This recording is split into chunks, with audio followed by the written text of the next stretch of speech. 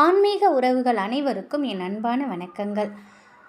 மார்கழி மாதம் முழுவதுமே பெருமாளுக்கு உரிய மாதம். இந்த மாதத்தில் வரக்கூடிய வளர்பிறை 11வது நாள் வைகுண்ட ஏகாதசியாக நம்ம வணங்கி வரோம்.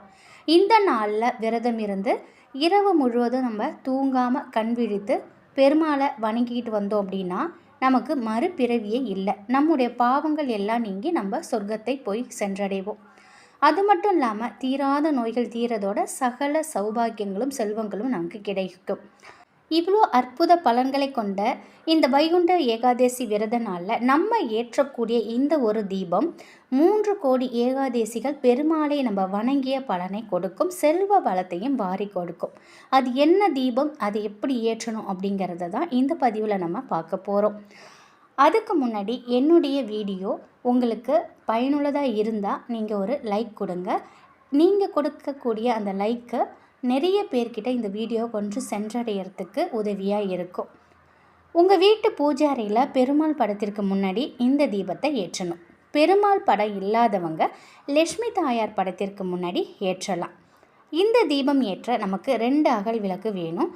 அதில் தேங்காய் எண்ணெய் ஊற்றி ஒவ்வொரு விளக்கிலும் 2 பஞ்சு திரிகள் ஒன்றா திரித்து நம்ம அந்த திரி போடணும். அதோட ஒரு கிராம்பு, கொஞ்சம் பச்சைக்கற்பூரம், ஒரு ஏலக்காய், இந்த 3ஐயும் ஒன்றா பவுடராக்கி அந்த தேங்காய் எண்ணெயில் போட்டு வச்சுக்கோங்க.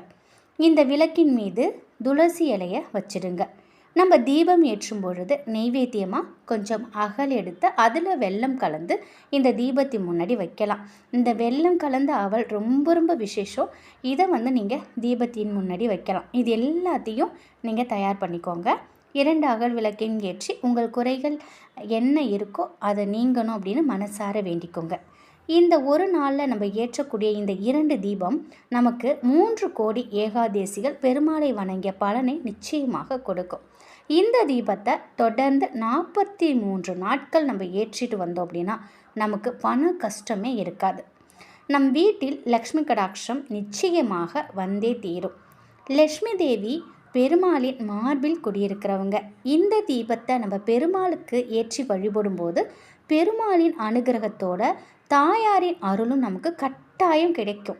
இந்த தீபம் ஏற்றி வணங்குபவர்கள் பெருமாளின் ஆசியை பரிபூரணமாக பெறலாம்.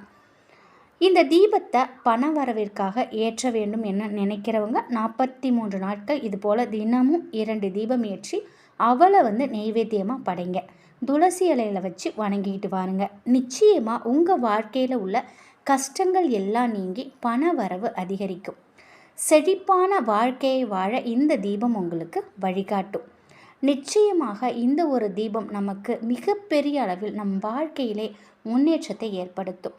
கடின உழைப்போடு நம்ம கஷ்டப்பட்டு உழைக்கிறோம். அந்த உழைக்கின்ற காசு நம்ம கைக்கு வரணும் அப்படின்னா நமக்கு எந்த ஒரு வீண் விரயமும் வரக்கூடாது. அது வராமல் இருக்கிறதுக்கு நம்ம பண விஷயத்தில் தடைகள் எது இருந்தாலும் உடைத்து அந்த பணம் விஷயம் நமக்கு நல்லபடியாக வந்தே தீரும். அதற்கு இந்த தீபம் நமக்கு வழிகாட்டும். முழு முயற்சியோடு நீங்கள் இதை செய்து பாருங்கள். அது மட்டும் இல்லாமல் திரி நீங்கள் ஏற்றும் பொழுது பஞ்சு திரியை எப்பொழுதுமே நீங்கள் பயன்படுத்திக்கிட்டு வாங்க. இந்த பஞ்சு திரியை கொஞ்சம் பன்னீரில் அதை அப்படியே நனைச்சி நல்லா சுத்தமாக காய வச்சுக்கோங்க. அந்த தீபத்தை ஏற்றும் பொழுது உங்களுக்கு சகல சௌபாகியங்களும் நிச்சயமாக கிடைக்கும். அது மட்டும் இல்லை, அந்த பன்னீரில் துவைக்கக்கூடிய அந்த வெள்ளைக்கலர் திரியில் கொஞ்சம் மஞ்சத்தூள் போட்டு அதை கொஞ்சம் தனியாக மஞ்சள் திரியாக நீங்கள் ஏற்றலாம். அதுவும் உங்கள் வாழ்க்கைக்கு மங்களகரமான வாழ்க்கையை உங்களுக்கு கொடுக்கும். கடலில் ரொம்ப சிக்கி தவிக்கிறவங்க நீங்கள் சிகப்பு திரி போட்டு நீங்கள் உங்கள் குலதெய்வத்துக்குன்னு ஒரு அகல் வைத்து நீங்கள் தீபம் கட்டாயம் ஏற்றுவீர்கள். பூஜை அறையில் அகல் தீபம் ஏற்ற வேண்டும். காமாட்சி அம்மனோட துணை விளக்கு நம்ம அகல் விளக்கு ஏற்றுவோம். அனைவர் வீட்டிலும் அந்த மாதிரி ஏற்றுகிற பழக்கம் இருக்கும். அந்த மண் அகல் விளக்கை நம்ம குலதெய்வமாக தான் நினச்சி நம்ம ஏற்றிக்கிட்டு வருவோம். அதில் நம்ம குலதெய்வ கோயிலில் கொடுக்குறாங்க பார்த்திங்களா குங்குமம், அதை வாங்கிட்டு நம்ம வச்சுருப்போம் ஸ்டோர் பண்ணி.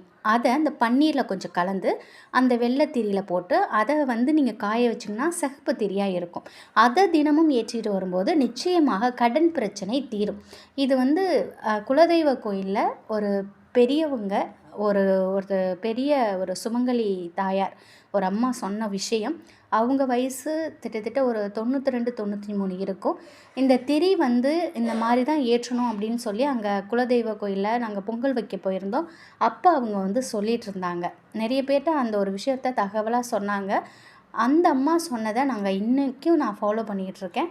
உண்மையாகவே நம்ம வந்து வெள்ளைத்திரி, மஞ்சத்திரி, சிகப்பு திரி கடையில் வாங்காமல் நம்ம வாங்கக்கூடிய அந்த பஞ்சுத்திரியிலே நம்ம இது போல் செஞ்சு நம்ம விளக்கேற்றும் பொழுது பொதுவாகவே நம் வீட்டில் எந்தவித சிக்கலும் இல்லாமல் எந்தவித கஷ்டமும் இல்லாமல் நமக்கு மன நிறைவோடு இருக்கிறதுக்கு அந்த தீபங்கள் நமக்கு வழிகாட்டும். தீப ஒளி போல் நம்ம வீடும் ஒளிமயமாக இருக்கும். நம் வாழ்க்கையும் தீப ஒளி போல் பிரகாசமாக இருக்கும். இதையும் நீங்கள் ட்ரை பண்ணி பாருங்கள். ஜஸ்ட்டு எனக்கு நான் வந்து உங்ககிட்ட இதை வந்து இந்த நேரத்தில் ஷேர் பண்ணணும் அப்படின்னு நான் நினச்சேன். உங்களுக்கு விருப்பம் இருந்தால் நீங்கள் அதையுமே நீங்கள் செஞ்சு பார்க்கலாம். நிச்சயம் இந்த ஒரு தகவல் உங்களுக்கு பயனுள்ளதாக இருக்கும் அப்படின்னு நம்புகிறேன். நன்றி.